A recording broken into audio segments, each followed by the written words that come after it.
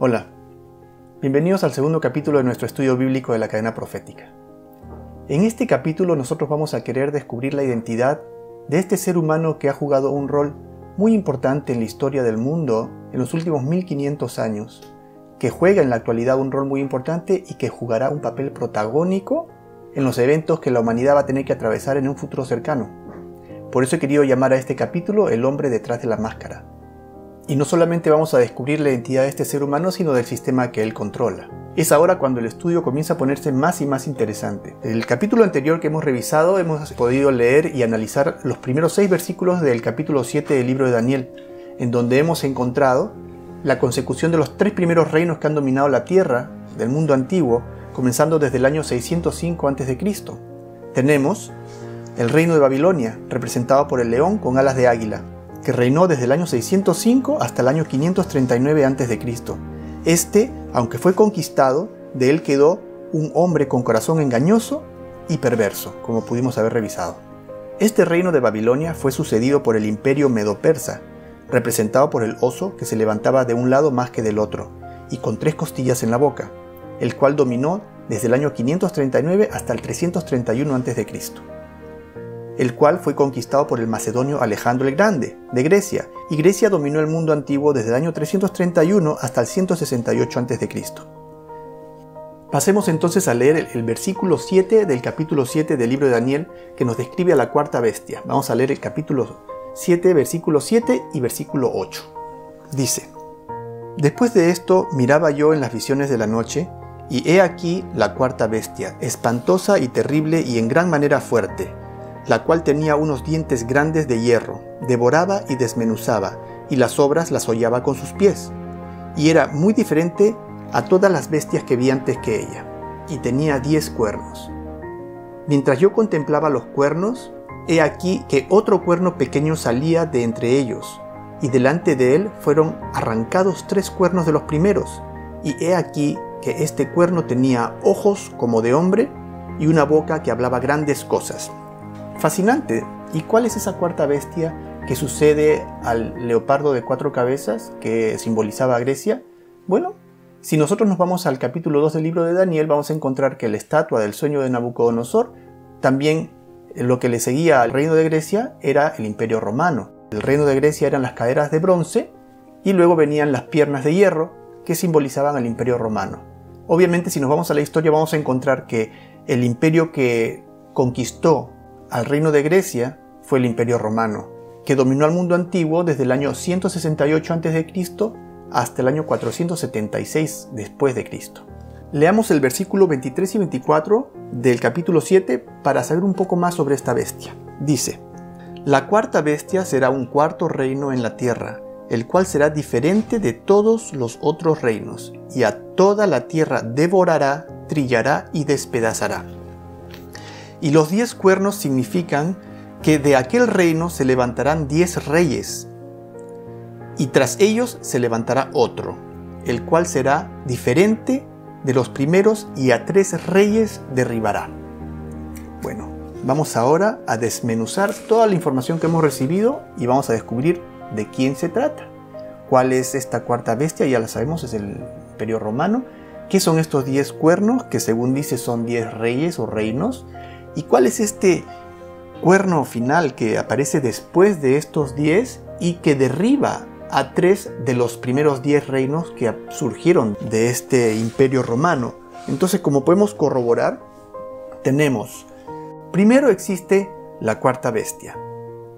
Luego, los 10 cuernos son 10 reyes que surgirán de esta bestia. Entonces, esta bestia ha existido. Este reino, este imperio ha existido primero monolítico, sin cuernos, porque si estos 10 reinos o reyes surgen de la bestia, significa que en algún momento en el tiempo han surgido. Eso nos hace pensar de que antes de que ellos surgieran, la bestia no tenía cuernos. Entonces tenemos 3 fases. Primero tenemos la fase de la bestia sin cuernos, Roma imperial monolítica. Luego tenemos la fase de la bestia con 10 cuernos, que es cuando de esta bestia salen 10 reinos. Y luego tenemos una fase final, que es cuando surge un reino posterior que derriba a 3 de los primeros reinos. Y si leemos en los versículos 19 a 21 dice: entonces tuve deseo de saber la verdad acerca de la cuarta bestia, que era tan diferente de todas las otras, espantosa en gran manera, y tenía dientes de hierro y uñas de bronce. De eso vamos a hablar también. Que devoraba y desmenuzaba, y las obras las hollaba con sus pies. Asimismo, acerca de los 10 cuernos que tenía en su cabeza, y del otro que le había salido, delante del cual habían caído 3.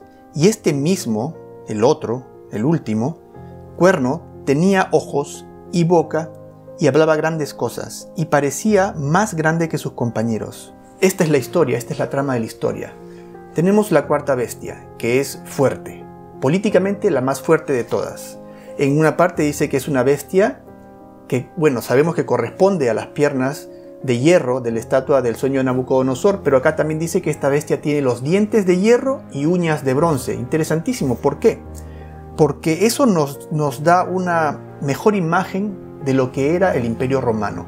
El Imperio Romano era un imperio que, si bien políticamente conquistó Grecia, culturalmente fue conquistado por Grecia, porque los romanos y el mundo antiguo en realidad admiraban a Grecia.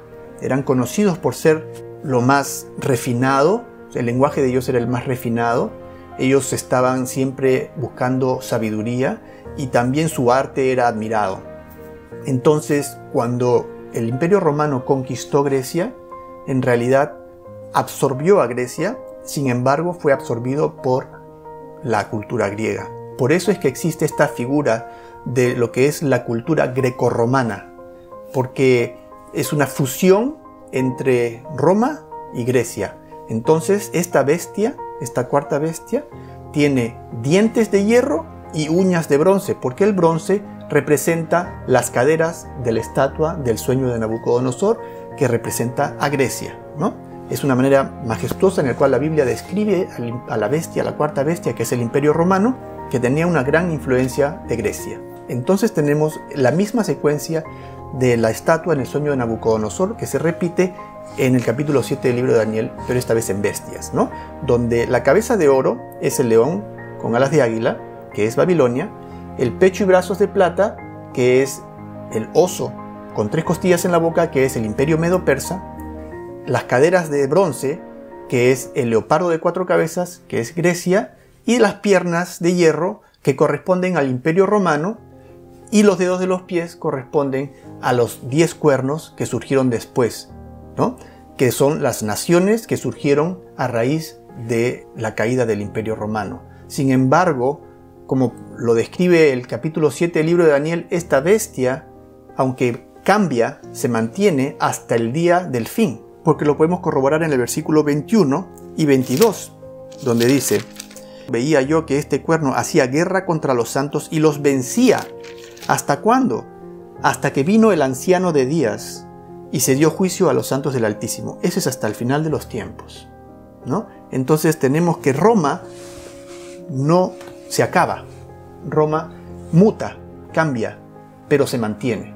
Vamos a ver qué características tiene el cuerno pequeño que nos pueda ayudar a identificarlo y saber de quién se trata. Este cuerno pequeño es una nación, es un reino, pero también es una persona. El capítulo 7, versículo 8 dice: y he aquí que este cuerno tenía ojos como de hombre y una boca que hablaba grandes cosas. Aquí nos está queriendo describir al sistema, a la nación, al reino y también a su líder, ¿no? Cuando leamos el capítulo 13 del libro de Revelación, vamos a ver que esas grandes cosas son blasfemias contra Dios. Sigamos. Y parecía más grande que sus compañeros. Entonces, este pequeño cuerno parece más grande que sus compañeros, ¿no?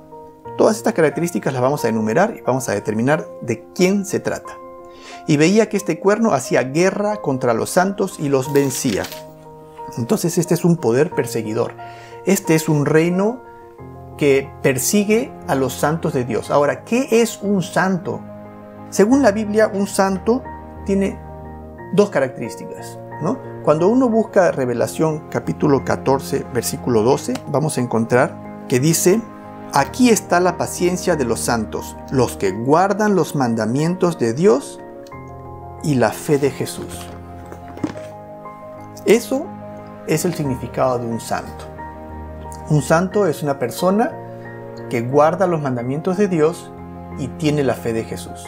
Entonces este poder perseguía a todas aquellas personas que guardaban los mandamientos de Dios y tenían la fe de Jesús, básicamente, ¿no?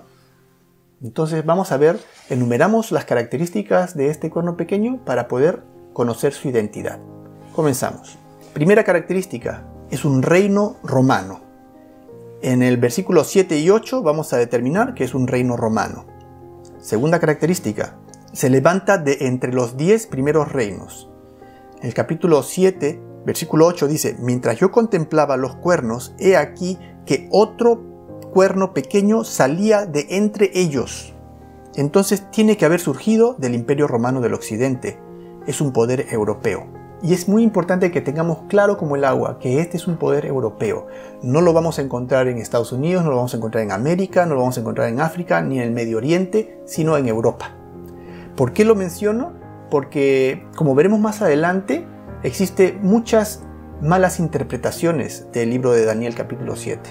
Y esta es una de ellas, en donde se le asigna la identidad al cuerno pequeño fuera de Europa, ¿no? Entonces, segunda característica, es un poder que surge de entre los 10 primeros reinos. Es un poder europeo.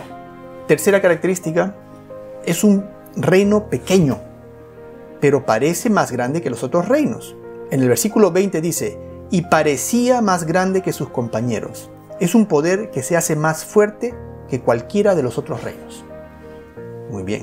Cuarta característica, se levanta después del establecimiento de los 10 reinos, porque dice en el versículo 24, y tras ellos se levantará otro. Entonces asume su posición de poder luego del año 476 después de Cristo, que es cuando cae el Imperio Romano del Occidente, es cuando se forman estos 10 primeros reinos, producto de la caída del Imperio Romano, y posterior a eso es que nace este cuerno pequeño, que se levanta este cuerno pequeño. ¿Y cuáles son estos 10 reinos de los cuales habla la profecía? ¿Cuáles son estos 10 cuernos? Estos son los anglosajones, que actualmente son el país de Inglaterra, los alamani, que ahora es el país de Alemania, los francos, que es el país de Francia, los burgundios, que son la actual Suiza, los suevos, la actual Portugal, los visigodos, la actual España, los lombardos, que es Italia en este momento, y luego están los vándalos, los ostrogodos y los herulos. Estos señores, estas 3 tribus o 3 naciones, existieron en algún momento, pero ya no existen. Los vándalos llegaron en algún momento a constituirse la nación de Vandalia, reconocida por el Imperio Bizantino, pero ya no existe. Y vamos a ver cómo es que estos 3 reinos juegan un papel en esta profecía y qué pasó con ellos. Quinta característica. En el versículo 24 dice que este reino será diferente de los primeros. Sexta, derriba a 3 de los 10 primeros reinos. El versículo 24 también dice, y a 3 reyes derribará. Séptima, y es también un hombre que habla blasfemias contra Dios. En el versículo 8 dice, y he aquí que este cuerno tenía ojos como de hombre y una boca que hablaba grandes cosas. El versículo 25 dice, y hablará palabras contra el Altísimo. Entonces este no es un poder político, sino también es un poder religioso. Octava característica, hace guerra contra los santos y los vence. El versículo 21 dice, y veía yo que este cuerno hacía guerra contra los santos y los vencía. El versículo 25 dice, y a los santos del Altísimo quebrantará. Este es un poder perseguidor que lucha contra aquellos que siguen a Dios y buscan guardar sus mandamientos, como hemos podido ver hace unos minutos. El mismo versículo 25 nos dice que esta persecución durará por tiempos y medio tiempo. Esta es una profecía numérica que nos habla de una cantidad determinada de años. Vamos a poner esa como su novena característica y luego vamos a descifrar esta enigmática profecía para ver de qué se trata. Es fascinante. Décima característica, piensa cambiar los tiempos y la ley. En el mismo versículo 25 dice, y pensará cambiar los tiempos y la ley. Ahora, ¿a qué ley se refiere esta profecía?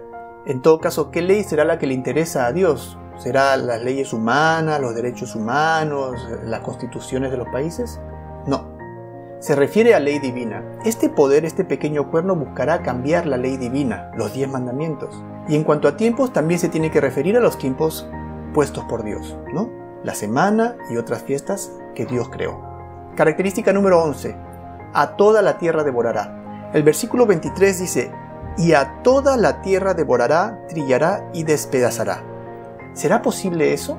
¿Será posible que los Estados Unidos esté sometido a este poder? ¿La China? ¿La Gran Rusia? ¿Sudamérica? ¿África? ¿Será posible que a toda la tierra subyuga este poder y toda la tierra está bajo su control? Bueno, eso está difícil, pero vamos a ver, de repente es posible. Eso lo vamos a descubrir pronto, en todo caso. Característica número 12 dice que reinará hasta el final.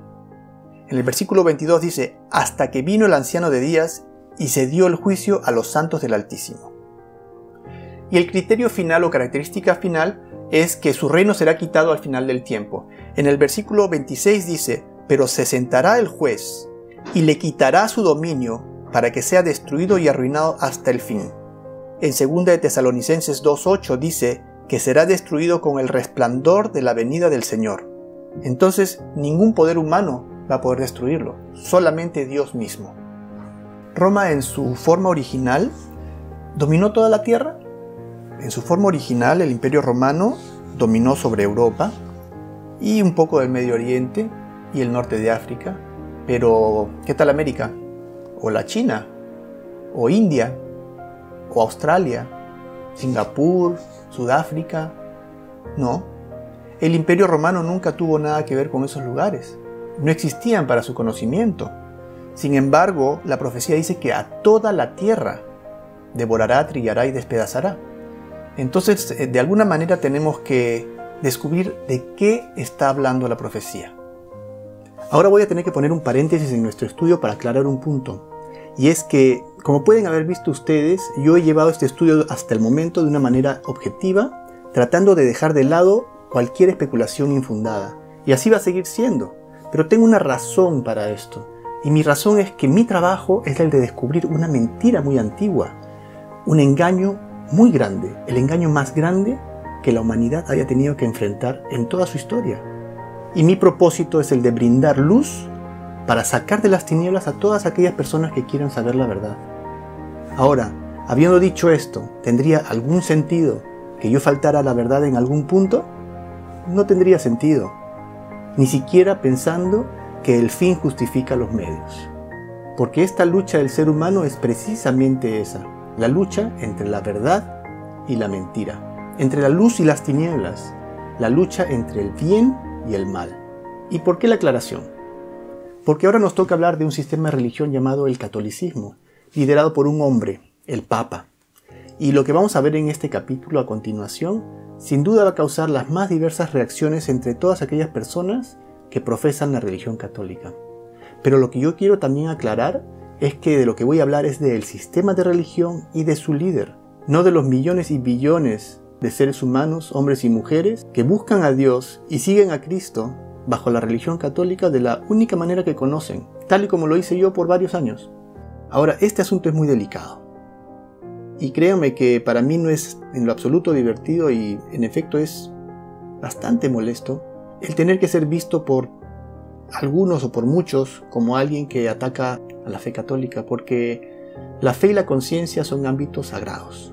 Y honestamente yo estoy de acuerdo en que nadie tiene derecho a atacar la religión de nadie. Por otro lado, yo considero que no tengo yo el derecho de guardarme para mí mismo las verdades divinas que les va a hacer ver las cosas como las cosas son, según la perspectiva de Dios. Y dado que la Biblia denuncia duramente a este poder político religioso que es el papado, dándole no solamente el nombre de cuerno pequeño en el capítulo 7 del libro de Daniel, sino otros nombres duros, como en el capítulo 8 del libro de Daniel le llama el rey del norte, en la primera epístola de Juan capítulo 1 le llama el anticristo al Papa, el papado es llamado la bestia que sube del mar en el libro de Revelación capítulo 13, Jesucristo lo llama la abominación desoladora en el libro de Mateo capítulo 24. El apóstol Pablo en la segunda carta de Tesalonicenses capítulo 2 al Papa le llama el hombre de pecado, el hijo de perdición. Y el nombre más duro que se le da al papado está en el libro de Revelación o Apocalipsis capítulo 17, donde le llama Babilonia la Grande la madre de todas las rameras y las abominaciones de la tierra, siendo que cada uno de estos nombres se le ha dado de acuerdo a la connotación que le da la historia en la cual está incluido este poder. Pienso que toda aquella persona que busca a Dios tiene no solamente el derecho de saber estas cosas, sino el deber de indagar, de estudiar, de escudriñar las Escrituras. Porque en cuestión de cristianismo, seamos católicos o protestantes de cualquier denominación, tenemos que estar de acuerdo en que las Santas Escrituras tienen la última palabra, ¿cierto? Entonces, sin más que decir, vamos a comenzar por establecer que categóricamente el cuerno pequeño del libro de Daniel capítulo 7 es el papado. Sin embargo, yo no voy a esperar que tomen mi palabra. Nosotros habíamos enumerado sus características. Vamos a revisarla una por una y vamos a ver, de acuerdo a lo que la Biblia dice, de acuerdo a lo que los hechos históricos corroboran, si es que en efecto se aplican al papado. Comencemos por la característica número 1. Este poder, este reino, es un reino romano, es un poder político romano. Veamos si es cierto. El papado en realidad se llama Iglesia Católica Apostólica Romana. Su ubicación geográfica es en la Ciudad del Vaticano, en Roma. Su idioma oficial es el latín. Es la única nación del mundo que mantiene el lenguaje de la Roma imperial. Todas las encíclicas, el nombre encíclica se refiere a las cartas que emite el Vaticano que deben ser distribuidas al mundo entero, son en latín. Luego son traducidas a cada idioma de cada nación, sin embargo son emitidas en latín. El sistema de numeración que utilizan es romano. La arquitectura obviamente es romana y tienen un sistema de gobierno heredado del Imperio Romano. ¿Un sistema de gobierno heredado del Imperio Romano? ¿Cómo así? Veamos lo que nos tiene que decir el cardenal Malaquías Martín acerca de eso, en su libro que se llama The Decline and Fall of the Roman Church. Este es un cardenal hablando. Vamos a ver qué es lo que nos dice.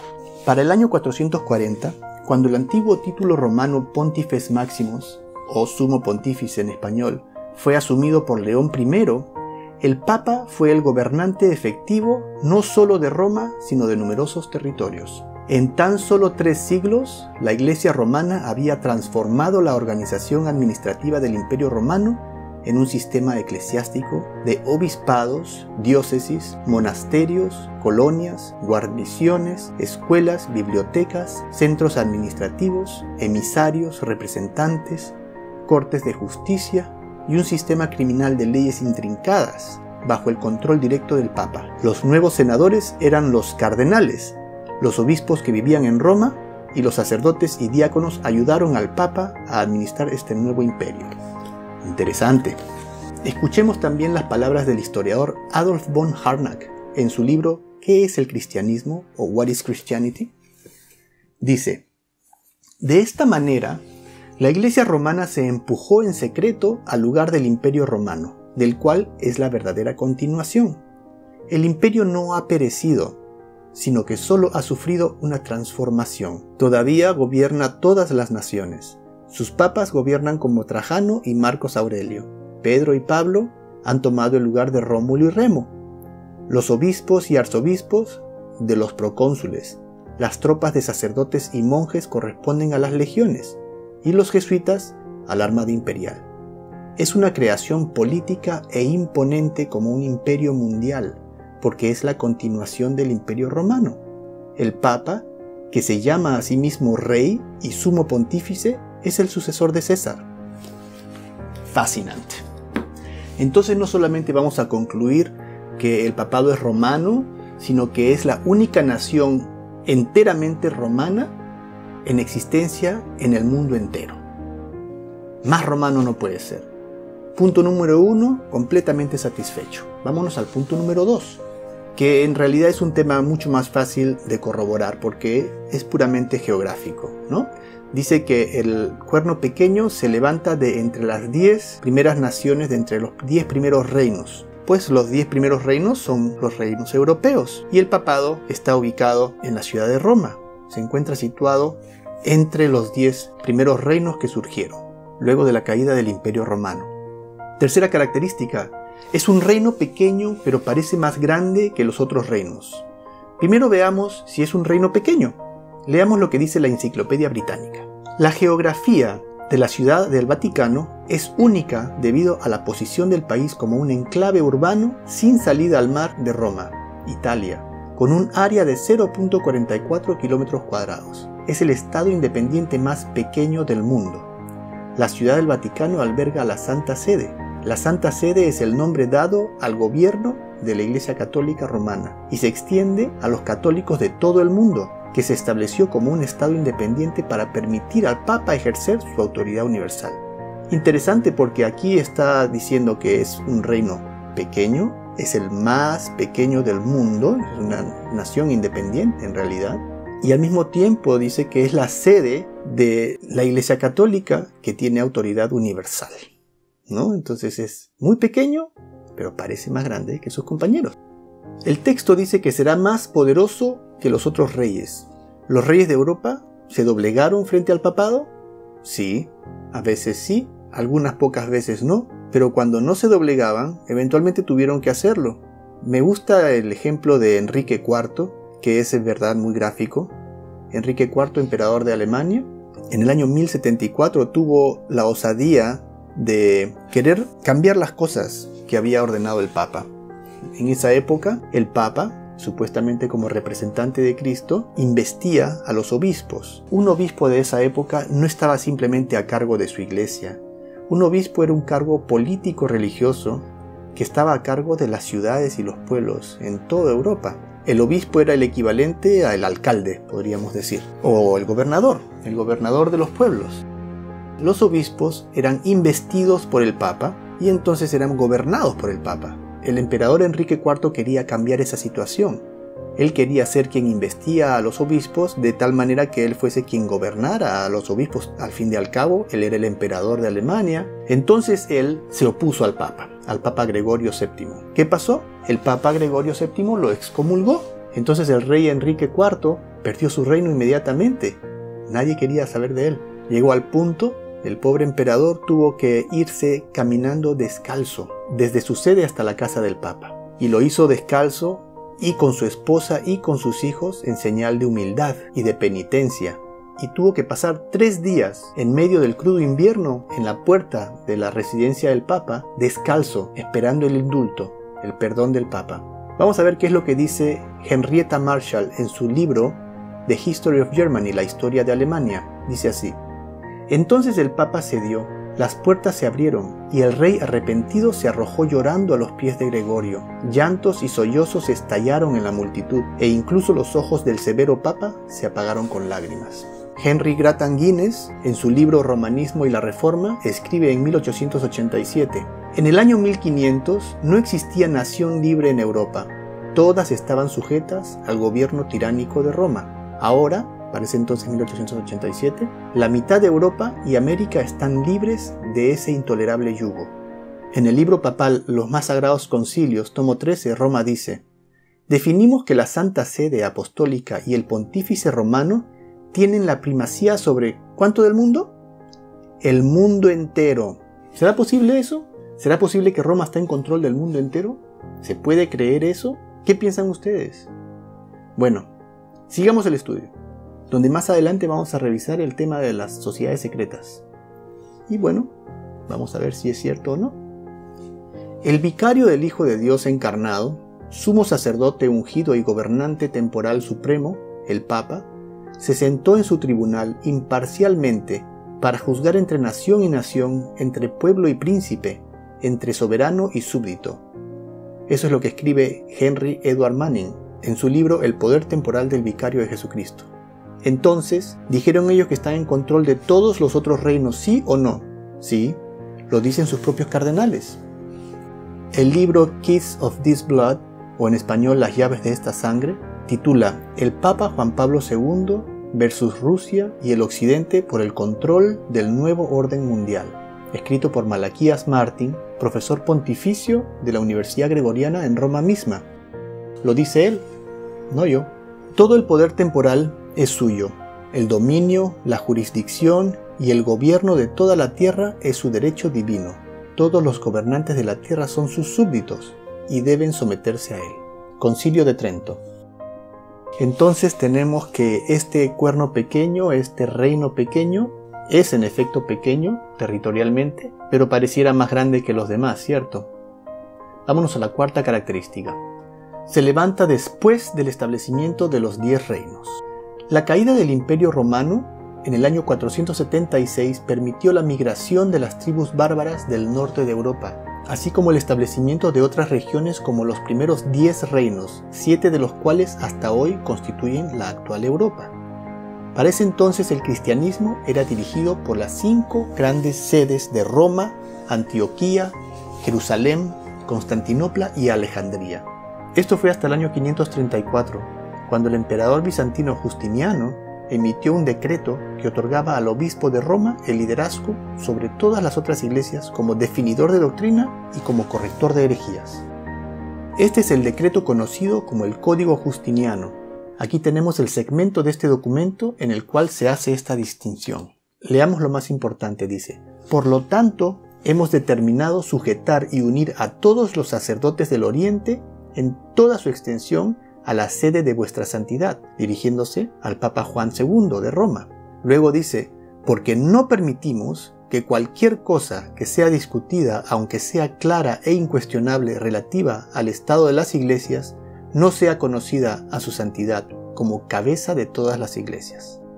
Como expliqué antes, el papado es un poder del cual la Biblia habla extensamente a lo largo de sus libros proféticos, porque Roma, ya sea en su forma imperial o eclesiástica, ha sido y es un poder muy instrumental para oponerse a la obra de Dios y al mensaje de salvación de su Cristo, y por consecuencia de su iglesia, quien es la encargada de llevar este mensaje al mundo. La palabra anticristus es de origen griego, donde el prefijo anti se define como en lugar de y también opuesto a, siendo que la obra de Roma es anticristiana y su líder es el anticristo, quien, como lo dice bien el apóstol Pablo en la segunda carta a Tesalonicenses capítulo 2, este hombre se opone y se levanta contra todo lo que se llama Dios, a tal punto que se hace pasar por Dios. Este versículo implica que hacerse pasar por Dios es el extremo de la oposición hacia el Creador. Démosle un vistazo a la referencia que hace el apóstol Pablo al hombre de pecado en 2 Tesalonicenses capítulo 2, versículo 1 al 10. Pablo describe cuándo este poder anticristo va a surgir. Dice: pero con respecto a la venida de nuestro Señor Jesucristo y nuestra reunión con Él, os rogamos, hermanos, que no os dejéis mover fácilmente de vuestro modo de pensar, ni os conturbéis, ni por espíritu, ni por palabra, ni por carta como si fuera nuestra, en el sentido de que el día del Señor está cerca. El apóstol Pablo decide aclarar este asunto porque en la época en la cual Pablo vivía, muchas personas pensaban que Jesús había resucitado para regresar pronto. Algunas de las palabras de Jesús se prestaban a esa interpretación. Por eso es que el apóstol Pablo decide escribir esta carta a los tesalonicenses explicando y aclarando que Jesús no estaba ni siquiera cerca de venir, sino que habían otros eventos previos que tenían que ocurrir antes. Sigamos leyendo. Nadie os engañe en ninguna manera, porque no vendrá sin que antes venga la apostasía. La apostasía de la iglesia cristiana empezó en el siglo IV, en la época del emperador romano Constantino, cuando el cristianismo pasó paulatinamente de ser perseguido duramente a convertirse en la religión oficial del imperio romano, y se convirtió en una moda. Tanto así que Constantino regalaba ropa y dinero a las personas que se bautizaban. Habían muchísima gente que hacían colas interminables para bautizarse en las orillas de los ríos en Roma, pero no sabían ni qué hacían ni por qué estaban ahí. Simplemente les regalaban ropa nueva y les regalaban plata, dinero. Entonces eso se constituyó en lo que se llama la apostasía. Entonces dice el texto: nadie os engañe de ninguna manera, porque no vendrá sin que antes venga la apostasía. Entonces primero la iglesia va a caer en apostasía y se manifieste el hombre de pecado, el hijo de perdición. Aquí Pablo habla de dos eventos consecutivos. Uno de ellos es la apostasía y la otra es la aparición del hombre de pecado, ¿no? Entonces tenemos que el hombre de pecado surge luego de la apostasía, luego del año 325. Pablo continúa diciendo en el versículo 5: ¿no os acordáis que cuando yo estaba todavía con vosotros os decía esto? Y ahora vosotros sabéis lo que lo detiene, a fin de que a su debido tiempo se manifieste. Aquí Pablo afirma haberles dado detalles a la iglesia primitiva acerca del poder que detiene al surgimiento del hombre de pecado, porque ya está en acción el misterio de iniquidad, solo que hay quien al presente lo detiene, hasta que él sea quitado de en medio. Entonces hay otro poder que está impidiendo el surgimiento de este cuerno pequeño, y Pablo les había dicho lo que era. ¿No os acordáis que cuando yo estaba con vosotros os decía esto? Pero Pablo no especifica aquí. Entonces se manifestará aquel inicuo, a quien el Señor matará con el espíritu de su boca y destruirá con el resplandor de su venida. Entonces, según dice Pablo, este inicuo, este hombre de pecado, no solamente va a sobrevenir al mundo luego de la apostasía, sino también luego de la caída de algo que lo detiene. Existe otro poder que está en el medio, que se está entrometiendo y no está permitiendo el surgimiento de este hombre de pecado, este hombre poderoso que tiene intenciones de dominar el mundo, pero no lo puede hacer porque existe un poder dominante en ese momento hasta que este poder dominante caiga. Eso es lo que está diciendo Pablo. Entonces, y este hombre de pecado, una vez que surja, se va a mantener en el poder hasta la segunda venida de Jesús, porque dice en la lectura que Jesucristo lo destruirá con el resplandor de su venida. Entonces este inicuo se mantiene hasta que venga Jesucristo y lo destruya con el resplandor de su segunda venida. Interesante. ¿Qué es eso que está en el medio, que no está permitiendo que se manifieste este hombre de pecado? Pablo no lo especifica, no dice qué es, pero nos da idea de que le explicó a la iglesia primitiva en persona de qué se trataba. Ahora, ¿por qué habla así Pablo? ¿Por qué no especifica por escrito? ¿Qué es lo que la iglesia primitiva recibió de su boca que él no pudo decírselo por escrito, sino se lo tuvo que decir en persona y de alguna manera habla en clave? Vamos a ver qué es lo que la iglesia primitiva sabía. Vamos a leer lo que dice el padre de la iglesia Tertuliano en su libro La resurrección de la carne. Es un apologista cristiano del año 200 después de Cristo, que dice con respecto al pasaje de 2 Tesalonicenses. Dice: solo que hay alguien que al presente lo detiene hasta que él sea quitado de en medio. Está parafraseando el versículo mismo del apóstol Pablo. Y dice él: ¿qué obstáculo puede ser más que el Estado romano, cuya caída y posterior dispersión en 10 reinos introducirá al anticristo de entre sus propias ruinas? Entonces esto es lo que los padres de la iglesia pensaban, que una vez que caiga el Estado romano, el anticristo se levantaría. Ahora, ¿está esto de acuerdo con el capítulo 7 del libro de Daniel? Absolutamente. Cuando Roma es dividido en 10, el anticristo se levanta. Esto es lo que los padres de la iglesia primitiva creían, lo que el apóstol Pablo les había dicho en persona. Aquí tenemos a otro padre de la iglesia primitiva, Juan Crisóstomo, en su libro Homilía acerca de la segunda carta de Tesalonicenses capítulo 2. Él era obispo de Constantinopla en el año 390 y dice: solo hay uno que lo refrena ahora, hasta que sea quitado del camino. Es cuando el imperio romano es quitado del camino, entonces él, anticristo, vendrá. Otro padre de la iglesia primitiva, San Ireneo de León, discípulo del apóstol Juan, en su tratado contra herejías escribe con respecto a la aparición del hombre de pecado: Juan y Daniel han predicho la disolución y desolación del imperio romano, y concerniendo los 10 reinos que luego deben surgir, en quienes el imperio romano que ahora domina la tierra será partido, déjalos entonces esperar, en primer lugar, la división del reino en 10, luego, en un siguiente paso, cuando estos reyes estén reinando y empezando a poner sus asuntos en orden y a posicionar sus reinos, y aquel que venga reclamando el reino para sí mismo y aterrorice a aquellos hombres de los cuales hemos hablado, y cuyo nombre contenga el mencionado número, es verdaderamente la abominación desoladora. Creía lo mismo. Ahora, ¿por qué tuvo Pablo que hablar de esta manera? ¿No le hubiera sido más sencillo decir: cuando el imperio romano caiga, luego se manifestará el hombre de pecado? ¿Por qué tiene que hablar en clave? Veamos lo que dice el profesor Ron Thompson. Pablo no identificó por escrito al poder restrictivo que ellos sabían que era Roma, por temor a represalias. Recordemos que la iglesia cristiana estaba bajo persecución por Roma. Si Pablo hubiera pronosticado por escrito la caída del imperio romano, se hubiera puesto tanto a sí mismo como a la ya perseguida iglesia cristiana primitiva en serios aprietos. Henry Grattan Guinness, en su libro Romanismo y la Reforma, de 1887, afirma: mientras los césares tenían el poder imperial, era imposible que surgiera el anticristo predicho. Tras la caída de los Césares se levantaría.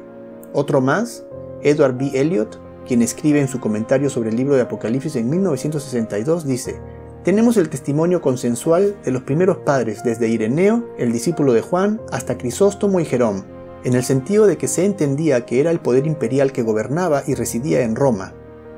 Es muy sencillo. Roma cae y luego surge el anticristo.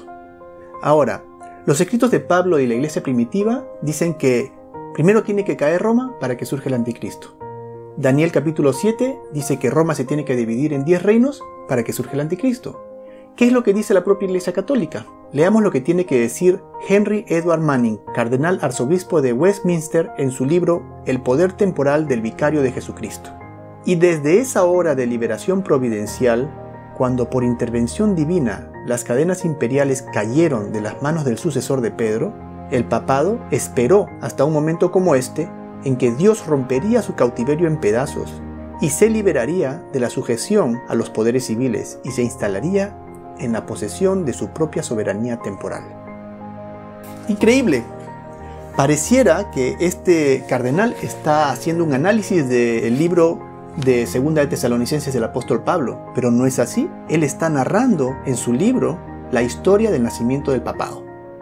Entonces concluiremos que en efecto el papado surge, se levanta luego del establecimiento de los 10 primeros reinos. Ahora, a pesar de toda esta abundante evidencia, actualmente hay 2 teorías acerca de la aparición del anticristo que son enseñadas en todas las iglesias del mundo, casi todas en realidad. Una de ellas es el futurismo de Luis de Alcázar y la otra es el preterismo de Francisco Rivera. ¿Qué enseñan el preterismo y el futurismo? El preterismo dice que el anticristo vino en el pasado, en el tiempo de los griegos. El futurismo dice que vendrá en el futuro, al fin de los tiempos. Y ninguna de estas doctrinas son bíblicas. Estas 2 teorías completamente violan todos los principios de profecía, de Daniel capítulo 7, de Daniel capítulo 8, de todo el libro de Revelación. Sin embargo, son las 2 teorías prevalentes, y prácticamente todo el mundo cristiano adopta o una o la otra. Pero ¿cómo puede ser que nadie haya llegado a la conclusión a la cual hemos llegado nosotros? El libro de Daniel fue escrito hace 2500 años y la Biblia ha estado disponible para el mundo entero desde la época de la Reforma, en el siglo XVI. ¿Cómo puede ser posible que nadie vea lo que estamos viendo? ¿O será que sí lo vieron? ¿Qué es lo que pensaban los reformadores? Martín Lutero escribió: sé que el Papa es el anticristo y que su asiento es el mismo de Satanás. El papado es una persecución general, por orden del pontífice romano, con el propósito de denigrar y destruir almas. El reformador francés Juan Calvino llamaba también al pontífice romano el anticristo. De la misma manera, el líder de la reforma inglesa John Knox decía que el Papa debe ser reconocido como el anticristo. Estos fueron los fundadores de la reforma, del luteranismo, del calvinismo. Estos fueron los padres de las iglesias que en el presente adoptan ya sea el preterismo o el futurismo de los cuales hemos hablado. Pero entonces, ¿qué ocurrió? ¿Dónde fue que quedaron estas enseñanzas? ¿Cuándo vino ese olvido? Característica número 5. El cuerno pequeño es diferente a los otros reinos. Regresemos a Enciclopedia Británica. Dice: el papado apareció como un reino único, diferente a todos los otros reinos que en su época existían en Europa. Su líder no era un rey, sino un obispo, y desde su fundación nunca ha tenido un ejército propio. Sin embargo, por más de 1200 años ejerció un dominio indisputado sobre todos los reinos europeos sin excepción. Ahora que sabemos que el Vaticano es en efecto una nación, con un territorio definido y con un rey, el cual no solamente es soberano de su territorio, de su nación, sino también es un líder religioso global, lo cual ha sido desde el año 538 de nuestra era, pues entonces definitivamente este es un reino diferente a lo que nosotros estamos acostumbrados comúnmente a ver como reino. Entonces, característica número 5, califica el papado es un reino diferente. Característica número 6, derriba a 3 de los 10 primeros reinos. Comencemos por el reino de los Herulos. Hacía ya casi un siglo que el Imperio Romano iba camino al colapso. La capital del imperio había dejado de ser Roma desde el año 402, dado que ya esta ciudad era ocupada por los vándalos. El último emperador de Roma, un muchachito llamado Romulus Augustulus, fue removido del trono fácilmente en el año 476 por su general Odovacar, quien a su vez era el líder político de la etnia de los Herulos. Este señor se autocoronó como el rey de Italia. Con el Imperio Romano del Occidente acabado, el obispo de Roma vio la oportunidad de convertirse en el soberano de la península itálica. Así que puso como primera prioridad en su agenda el ver la manera de deshacerse de este rey de segunda. Veamos qué dice la historia. Bajo la instigación del obispo de Roma Gelasius I, el emperador Zeno prometió la península itálica a Teodorico el Grande y a sus ostrogodos, si ellos derrotaban a Odovacar, líder de los Herulos y primer rey de Roma luego de la caída del imperio, lo cual ocurrió en la batalla de Ravenna en marzo del año 493. Este es un extracto del libro Historia de los Ostrogodos, de Thomas Burns. Esta es la historia. Teodorico el Grande era el hijo de Teodomiro. Teodomiro o Teodomir era el líder de los ostrogodos en un pasado, cuando el emperador de Roma del Este era Leo I. Entonces Teodomir hizo un pacto con el emperador de Roma del Este, que estaba en Constantinopla, mediante el cual iban a tener unos términos pacíficos entre los ostrogodos y el imperio del Este, y como garantía de este pacto, Teodomir o Teodomiro le entregó a su hijo Teodorico a Leo I, y Teodorico vivió en el palacio imperial desde niño. Vivió como un ahijado, digamos, del emperador. Seguía siendo el líder de los ostrogodos, pero vivía en Constantinopla. Pasa un tiempo y el obispo de Roma, Gelasio I, que se ve de alguna manera asediado, hostilizado o incómodo con la presencia de este señor Odovacar o Odoacer, pide al emperador del momento, que ya no era Leo I, sino era Zeno, le pide ayuda. Le dice: sácame de encima a estos herulos. ¿Quiénes eran los herulos? En la época de Roma decadente, ya cuando Roma estaba a punto de caer, ya Roma no podía pagar a sus tropas, ellos tenían mercenarios. Este líder de los herulos, que se llamaba Odovacar, trabajaba como mercenario para el ejército de Roma y vio la oportunidad. Entonces Odovacar tomó el poder y quedó como rey de la península itálica. Pero ya existía un poder que estaba surgiendo, que era el poder del obispo de Roma. No nos olvidemos lo que dice la profecía, que había un poder que detenía el surgimiento del anticristo, que era ¿qué? Roma imperial. Entonces en este momento tenemos al obispo de Roma, que ya quiere sacarse de encima a toda etnia que esté compitiendo por poder en la península itálica. Y entonces el obispo Gelasio I pide ayuda a Zeno, al emperador Zeno, que es el emperador de Constantinopla, del Imperio Romano del Este, porque el Imperio Romano se había ya dividido hacía tiempo en dos, el del Este con base en Constantinopla y el del Oeste con base en Roma. Entonces Zeno le promete a Teodorico, que vivía en el Palacio Imperial, le dice: mira, tú quieres una tierra donde prosperar, donde llevar a tu gente, vete a la península itálica, lo único que tienes que hacer es deshacerte de Odovacar y te vas a quedar con la península itálica para ti, tu propia nación. Porque los ostrogodos estaban descontentos, ellos vivían en una zona de disputa con los hunos, en la zona de Hungría más o menos. Entonces Teodorico, bajo esa promesa, atraviesa todo el territorio y llega hasta Ravenna y hace guerra contra Odovacar y lo vence y lo mata, y queda como soberano de la península itálica.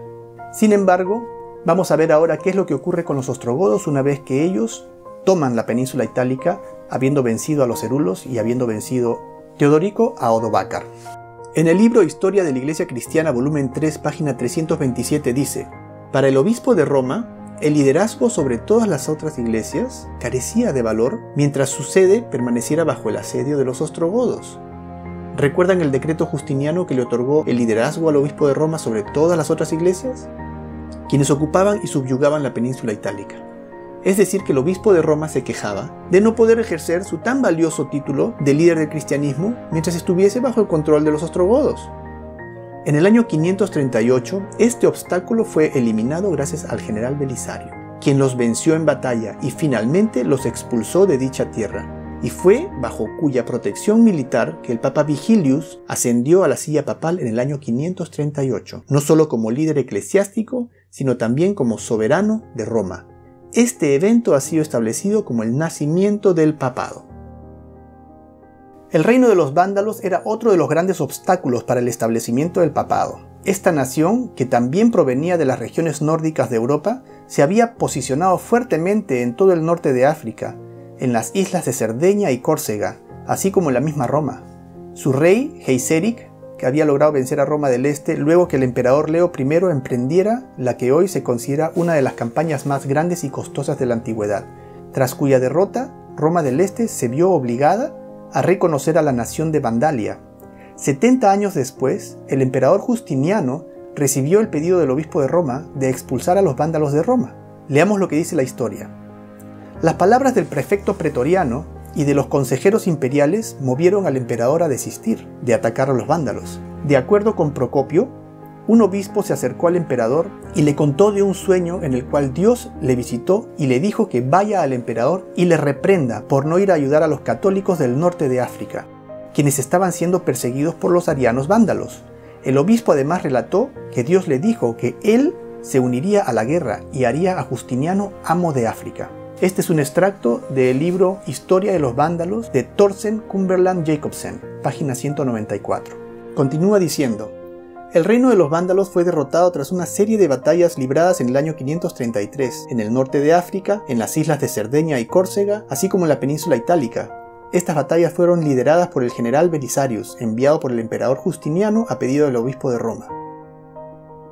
Recapitulemos entonces, tenemos que bajo la instigación del obispo Gelasius I, en el año 493, el emperador Zeno convenció a Teodorico de marchar en contra de los herulos bajo la promesa de hacerlo dueño de la península itálica. Posteriormente, bajo pedido del obispo de Roma al emperador Justiniano, los vándalos fueron removidos de Roma. En el libro Historia de los Ostrogodos de Thomas Burns dice: el reino de los ostrogodos fue el último de los reinos que ocupara la península itálica, el cual fue derrotado en varias batallas y finalmente expulsado en el año 538 por el general Belisarius. Entonces, sexta característica, que arranca a 3 de los primeros 10 reinos, check, califica. El papado causó la eliminación de 3 naciones, de 3 de las 10 primeras naciones que se formaron cuando cayó el Imperio Romano del Occidente. Ahora nos toca hablar acerca de la séptima característica. Este poder no solamente es una nación, sino también es un hombre que habla blasfemias contra Dios. Ahora, vamos a ver qué es una blasfemia, porque nosotros podemos pensar, una blasfemia es decir una mala palabra en contra de Dios, pero vamos a ver qué es lo que la Biblia llama blasfemia. A ver si Roma califica. Leamos Juan capítulo 10 de 30 a 33. Jesús dijo: yo y el Padre somos uno. Entonces los judíos volvieron a tomar piedras para apedrearle. Jesús les respondió: muchas buenas cosas os he mostrado de mi Padre. ¿Por cuál de ellas me apedreáis? Le respondieron los judíos diciendo: por buena obra no te apedreamos, sino por blasfemia, porque tú, siendo hombre, te haces Dios. Interesante, entonces, una blasfemia es cuando una persona, cuando un hombre, se hace pasar por Dios, se hace llamar Dios, o toma las prerrogativas de la divinidad. Veamos la otra característica. En Marcos capítulo 2 de 5 a 7 dice: al ver Jesús la fe de ellos, dijo al paralítico: hijo, tus pecados te son perdonados. Estaban ahí sentados algunos de los escribas, los cuales cavilaban en sus corazones: ¿por qué habla este así? Blasfemias dice. ¿Quién puede perdonar pecados sino solo Dios? Muy bien, entonces solamente Dios puede perdonar pecados. Y cualquier persona que se dé las prerrogativas de perdonar pecados, entonces está cometiendo una blasfemia. Tenemos las dos definiciones de blasfemia. Una de ellas es hacerse pasar por Dios y la otra es tomarse la libertad o la prerrogativa de perdonar pecados, lo cual es solamente atributo de Dios. Bueno, ¿y qué es lo que dice Roma?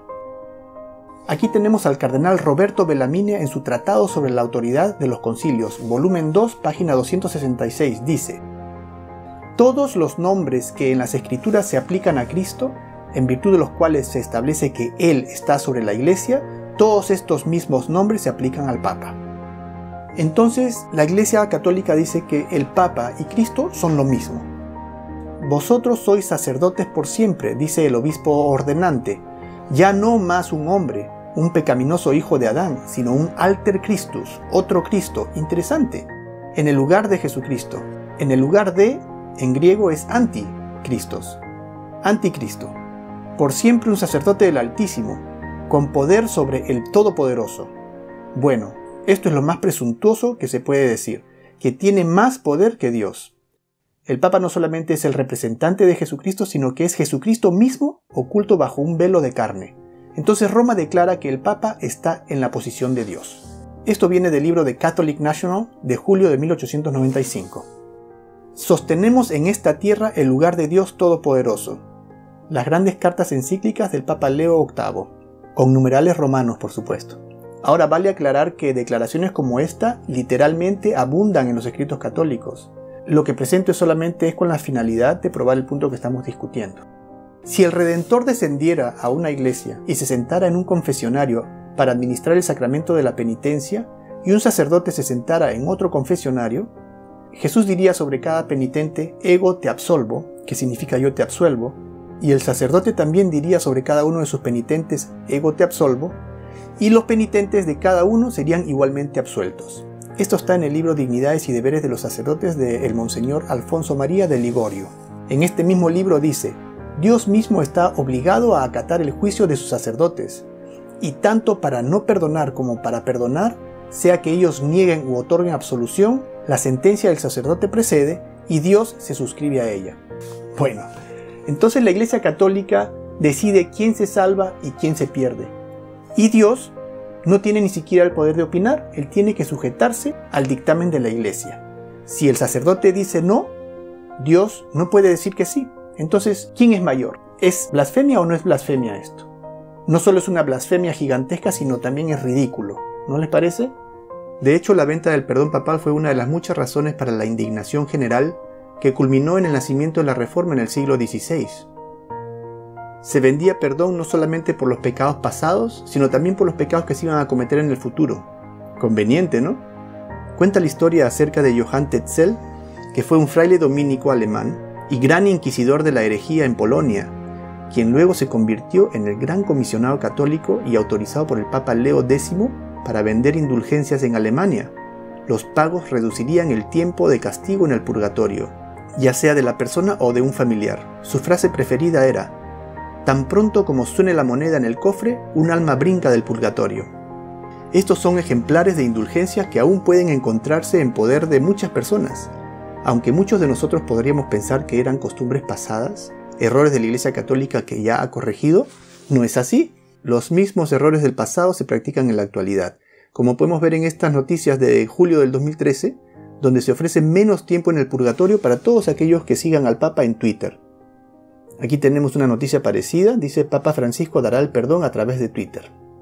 Sin mucho esfuerzo podemos ver cómo el papado, hasta el día de hoy, se atribuye la prerrogativa de perdonar pecados, algo que según la Biblia es facultad solamente de Dios. Aquí dice la noticia, perdón de la Iglesia a las mujeres que abortaron, cambio profundo o retoque estético. Entonces la característica número 7 que dice que el cuerno pequeño también es un hombre que habla blasfemias contra Dios, satisfecho, porque el Papa habla blasfemias contra Dios. Vayamos a la siguiente característica número 8, que dice, se le permitió hacer guerra contra los santos y vencerlos. Tomás de Aquino, el más grande y famoso de los pensadores católicos, dijo, a un hereje convicto se le debe dar muerte con la misma prontitud que a cualquier criminal. Recuerdo haber escuchado la palabra hereje hace muchos años, cuando visité el Museo de la Inquisición, en el centro de Lima, en Perú. Y en mi visita guiada llegué a conocer acerca de las atrocidades que la Iglesia Católica causó a miles y miles de seres humanos. Y recuerdo que nos decían que eran personas que habían sido muertas por la Santa Inquisición por el pecado de herejía. Yo pensaba que serían brujos o satánicos o algo así, pero no era nada de eso. Eran cristianos que murieron por su fe, seguidores de Cristo que rechazando las enseñanzas de la Iglesia Católica fueron asesinados. Muchos de ellos quemados en la hoguera y de muchas otras maneras. Las sedes de la Inquisición en América estaban localizadas en Lima, Perú, Cartagena, Colombia y en México. Tenemos numerosas representaciones de lo que era llamado un auto de fe, que era una ceremonia pública que se realizaba en la Plaza de Armas, donde los herejes eran juzgados y quemados en la hoguera. Y es que aunque el descubrimiento de América trajo un aliento de esperanza para innumerables cristianos europeos que buscaban huir de la tiranía papal, la Iglesia Católica se las arregló para establecerse ni bien América fue descubierta. Y muchos de aquellos desafortunados cristianos europeos que, huyendo de la Inquisición europea, arribaron a tierras americanas, acabaron en manos de la Inquisición americana. Sin embargo, las bulas papales no tenían efecto en las colonias inglesas, gracias a la larga enemistad existente entre la corona inglesa y el papado.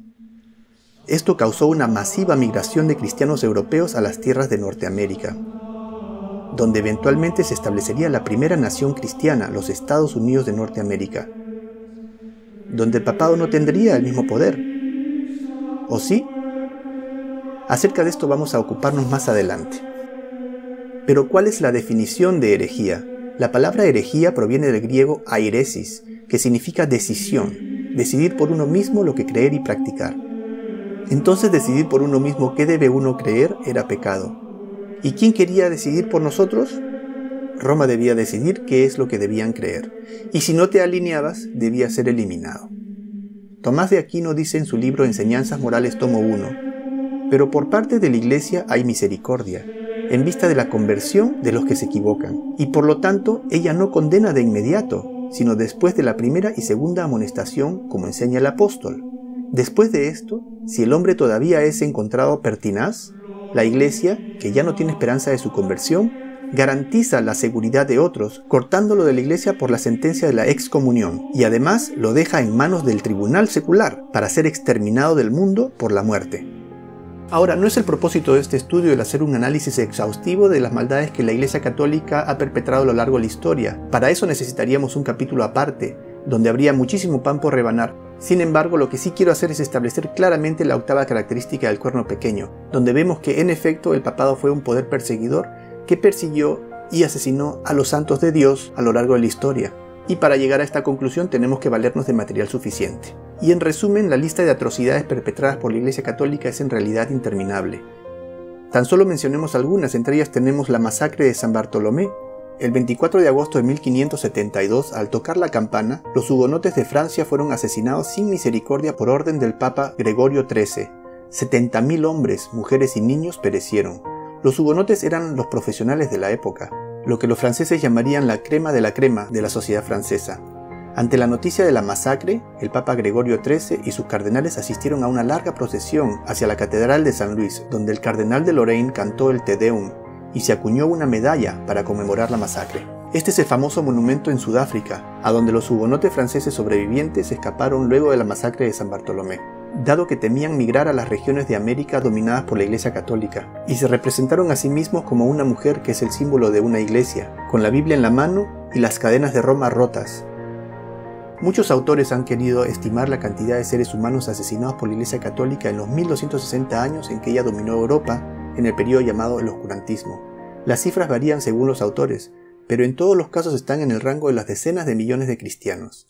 A lo largo de estos siglos, numerosos grupos de cristianos fueron perseguidos y cruelmente torturados y aniquilados. Entre estos grupos estaban los husitas, seguidores de Johannes Hus de Bohemia, actual Praga, quien murió quemado en la hoguera por haber traducido la Biblia del latín a su idioma natal. Leamos un fragmento de la carta enviada por el Papa Martín V al rey de Polonia Ladislao II. Sepa que el interés de la Santa Sede y de su corona hacen que sea deber exterminar a los husitas. Recuerde que estas personas impías se atreven a proclamar principios de igualdad, mantienen que todos los cristianos son hermanos y que Dios no ha dado a los hombres privilegiados el derecho de gobernar a las naciones, sostienen que Cristo vino a la tierra para abolir la esclavitud, llaman a la gente a la libertad, lo cual significaría el aniquilamiento de reyes y sacerdotes. Por lo tanto, mientras todavía haya tiempo, pongan sus fuerzas en contra de Bohemia, quemen, masacren, hagan desiertos en todas partes, porque nada podría ser más agradable a Dios o más útil para la causa de los reyes que el exterminio de los husitas. Leamos lo que dice Juan Antonio Llorente, secretario de la Inquisición de España desde que fue establecida hasta el reinado de Fernando VII. Tal parece este señor tuvo una conversión y se dio cuenta del error en el que estaba. Él escribe: fui secretario de la Inquisición en la Corte de Madrid en los años 1789 a 1791. Conocía el establecimiento lo suficientemente bien como para refutarlo. Era vicioso en su origen, constitución y leyes, a pesar de las disculpas que se hayan escrito a su favor. La conducta horrible de este sagrado oficio debilitó el poder y disminuyó la población de España al detener el progreso de las artes, ciencias, la industria y el comercio, y al obligar a multitudes de familias a abandonar el reino, instigando la expulsión de los judíos y moros, y al inmolar en su llameante hoguera a más de 300.000 víctimas. Esto fue escrito por un católico, quien era un inquisidor. Él era el secretario de la Inquisición en España, y escribió varios tomos documentando lo que la Iglesia Católica hizo en la Inquisición. En una época como la que vivimos hoy, no podemos imaginar que el mundo haya vivido por más de 1200 años bajo el terror de la tiranía papal. Pero por más inverosímil que esto parezca, es parte de la historia del mundo. Como dije antes, existe abundante literatura, así como representaciones en óleos y demás de los cristianos que murieron por su fe. En estos grabados no es difícil notar la presencia de la Iglesia Católica, así como la naturaleza de los llamados herejes, que han querido ser representados como lo que eran, hombres y mujeres piadosos y seguidores de Cristo. Solo basta un análisis sencillo a estos grabados para notar qué es lo que realmente está ocurriendo en estas representaciones, que no era ni más ni menos que la persecución de los santos de Dios por el Cuerno Pequeño. Cuando uno visita uno de estos llamados museos de la Inquisición, se nos muestra los aparatos que fueron utilizados para fines de tortura. Entre ellos tenemos el potro, en el cual se estiraba a la persona lentamente hasta dislocarle todas las articulaciones, el tormento de agua, que llegaba a hacer explotar el estómago, entre otros como la garrucha, la cuna de Judas, la rueda, la doncella de hierro, entre muchos otros métodos de tortura tan inhumanos que no culparía a nadie que se rehusara a creer que la Iglesia Católica ha perpetrado esto. Peter de Rosa, en su libro Vicarios de Cristo, escribe: de 80 papas en una línea desde el siglo XIII en adelante, ninguno de ellos desaprobaba la teología y el aparato de la Inquisición. Por el contrario, uno tras otro agregaba sus propios toques de crueldad al funcionamiento de esta maquinaria mortal. Entonces tenemos bastante claro que el papado satisface la característica número 8, es un perseguidor de los santos de Dios. Vayamos ahora a una característica fascinante, la característica número 9. En el versículo 25 dice que los santos serán entregados en mano de este Cuerno Pequeño por tiempo, tiempos y medio tiempo. Primero definamos que un tiempo es una manera de llamar a un año en lenguaje profético. Un lugar en donde encontramos esta manera de llamar al año es en el capítulo 4 del libro de Daniel, en la historia en donde se habla sobre la locura de Nabucodonosor, que duró 7 tiempos o 7 años. Esta analogía tiempo-año la encontramos en Daniel 4:23. Además he querido dar la equivalencia de años en meses y en días usando 12 meses por año y 30 días por mes. Los meses mencionados en la Biblia son 12, al igual que en la actualidad, como está enumerado en esta lista. Estos son los mismos 12 meses observados en el calendario judío hasta el día de hoy. El calendario en la Biblia es lunar. En él, cada mes tiene la misma cantidad de 30 días. Esto es corroborado bíblicamente con el siguiente cálculo. Según la Biblia, el diluvio comenzó en el día 17 del segundo mes, Génesis 7:11, y las aguas permanecieron sobre la tierra 150 días, Génesis 7:24. Las aguas se retiraron al cabo de 150 días, Génesis 8:3, y el arca reposó en el día 17 del séptimo mes, Génesis 8:4. Entonces entre el mes séptimo y el mes segundo hubieron 150 días. Cada mes tiene 30 días exactamente. Usando estos parámetros, tiempo y tiempos y medio tiempo es lo mismo que 3 años y medio, o 42 meses, o 1260 días. Este periodo de tiempo tiene que ser de crítica importancia porque es repetido 7 veces en la Biblia. En el libro de Daniel es repetido 2 veces como tiempo, tiempos y medio tiempo. En el libro de Revelación o Apocalipsis es repetido como 42 meses, 1260 días y también usa la simbología de tiempo, tiempos y la mitad de tiempo. Y en cada caso es colocado en un contexto en el cual da una perspectiva distinta, de manera que al leer todas las profecías que se refieren a este mismo periodo de tiempo, nos hacemos una comprensión adecuada de este periodo de dominación papal. ¿Pero a qué tiempo se refieren estas profecías que es tan importante? En profecía la Biblia utiliza la simbología un día por un año. Eso es algo ampliamente conocido por todo estudioso de la Biblia. Además, la propia Biblia habla de la representación de un día por un año, como podemos ver en Números 14:34 y Ezequiel 4:6. Entonces, utilizando el principio de un día por un año, podemos decir que el periodo de tiempo durante el cual el Cuerno Pequeño persiguió a los santos de Dios fue por 1260 años. ¿Qué mejor que una fuente católica para darnos una referencia de cuánto tiempo duró la dominación papal? Veamos qué es lo que nos dice el cardenal arzobispo de Westminster, Henry Edward Manning, en su libro El poder temporal del Vicario de Jesucristo, de 1880. Leamos. La conversión del imperio al cristianismo y su posterior remoción, su desvanecimiento hacia el lejano este, liberó al Vicario de Jesucristo de su gestión temporal. y luego, por la acción de la misma providencia, él fue vestido con la prerrogativa de una soberanía local propia y verdadera sobre aquel estado, territorio y gente comprometida con su cambio. Desde aquella hora, que debo mencionar ocurrió hace 1500 años, o para hablar dentro de límites diré que fueron 1200 años, muy anecdótico, pareciera que este señor está haciendo un análisis del libro de Daniel capítulo 7, cuando menciona que este poder apareció hace 1500 años y que su reinado duró 1200 años, muy parecido a los 1260 años de los que habla la profecía en la Biblia. Sabemos, como hemos podido revisar, que el año comúnmente relacionado con el nacimiento del papado es el año 538, que es cuando el obispo de Roma finalmente pudo reinar en la península itálica, luego que los ostrogodos fueron expulsados por el general Belisarius. Y es a partir de este año que debemos contar los 1260 años en los cuales el papado persiguió a los santos de Dios. Lo cual nos lleva a 1798, a la época de la Revolución Francesa. ¿Qué puede haber pasado que haya marcado el final de la persecución que este poder ejercía? Leamos lo que nos dice el reverendo Joseph Rickaby en su libro The Modern Papacy, o El Papado Moderno. Berthier entró en Roma el 10 de febrero de 1798 y proclamó la República. La mitad de Europa pensó que el veto de Napoleón sería obedecido y que junto con el Papa, el papado estaba muerto.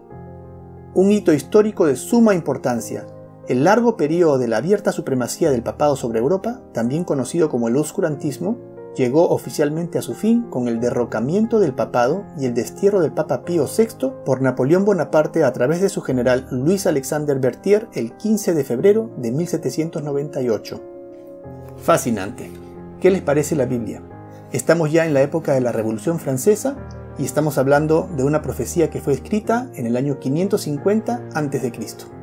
Entonces tenemos que la característica número 9 del cuerno pequeño, que lo relacionamos con el papado, está satisfecha completamente, dado que el papado surgió luego del establecimiento de los reinos europeos y persiguió a los santos del Altísimo por un periodo de 1260 años, luego del cual sufrió una herida mortal causada por Napoleón Bonaparte y se pensaba que estaba ya muerto. ¿Pero está muerto? No, ¿verdad? Ya hablaremos de esto también. Entonces pasemos a la característica número 10.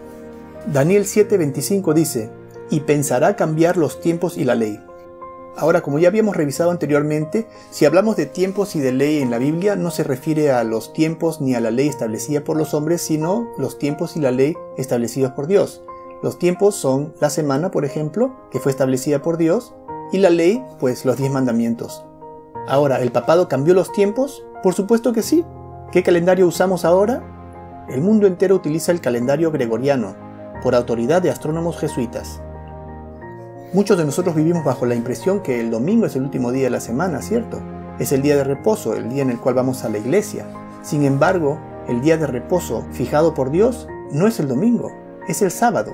El sábado es el último día de la semana y el domingo es el primer día de la semana. Y no solamente el sábado es el último día de la semana, sino es el cuarto mandamiento, de reposar en sábado y de guardarlo como un día santo.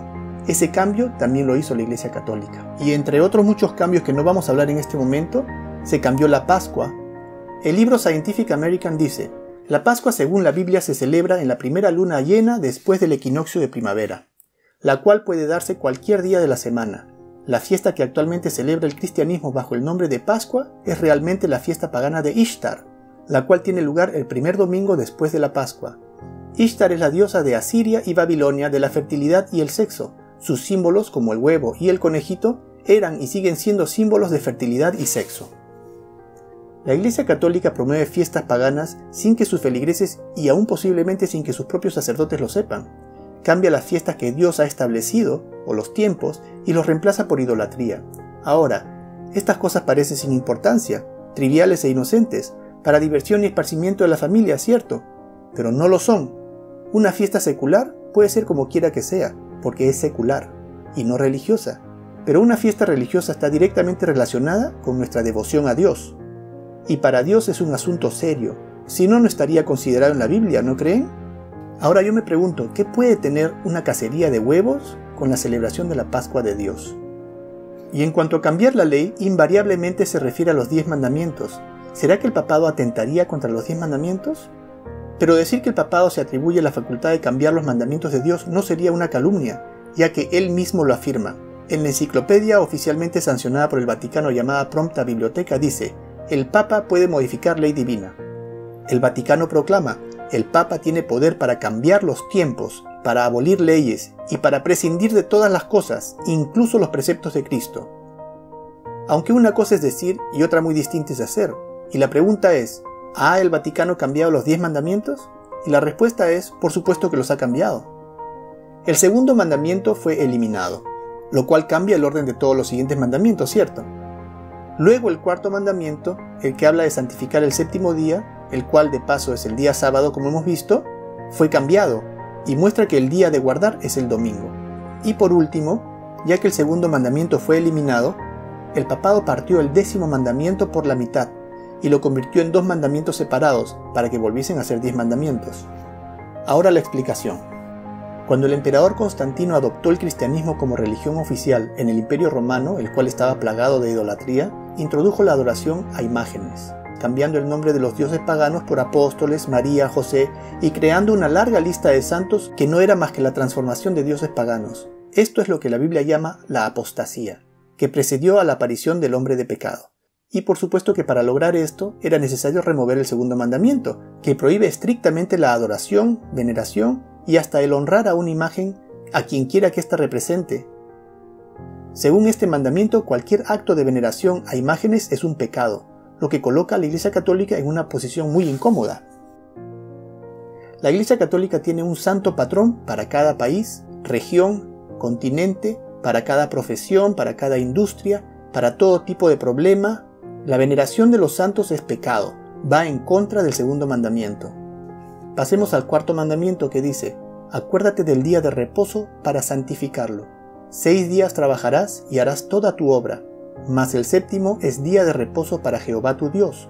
No hagas en él obra alguna, tú, ni tu hijo, ni tu hija, ni tu siervo, ni tu criada, ni tu bestia, ni tu extranjero que está dentro de tus puertas, porque en 6 días hizo Jehová los cielos y la tierra, el mar y todas las cosas que en ellos hay, y reposó el séptimo día. Por tanto Jehová bendijo el día de reposo y lo santificó.